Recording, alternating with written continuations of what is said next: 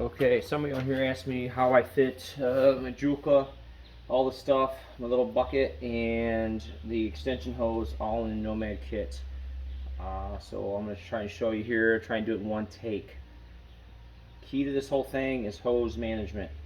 Extension hose has to go in first. You got to get it wrapped up pretty tight. That way when this goes in, it fits in there and it fits underneath this edge. Okay? Once that's in there, you just start adding stuff to it. This goes in between there. And you just start putting in the components. You do them in a certain order here.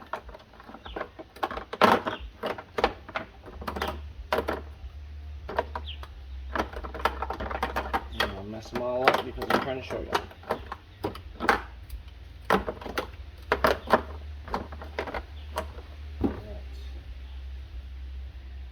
Once you have that stuff in, set the hot tap on. Slide my power cord into the side.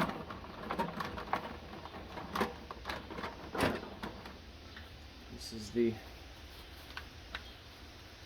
extension, the filter, sorry, and my propane adapter.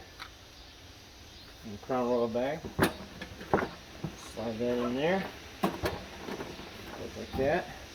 Okay, again, the next thing is hoses and positioning. All the hoses are going to fit here in the ends. I'm trying to get them so they're about the same height as the Joolca.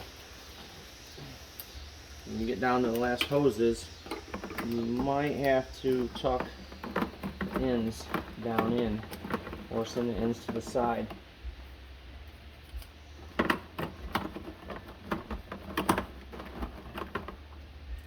Put this in last, and this here will tuck inside the other hoses, so there's a little more room in there like that. You see, sure everything's down. Save these two here for last. One's right on top. You can probably do this a couple other different ways other than how I have it, but this works well. And my 5-gallon foldable bucket, which works well for all kinds of stuff. Tuck it right in there.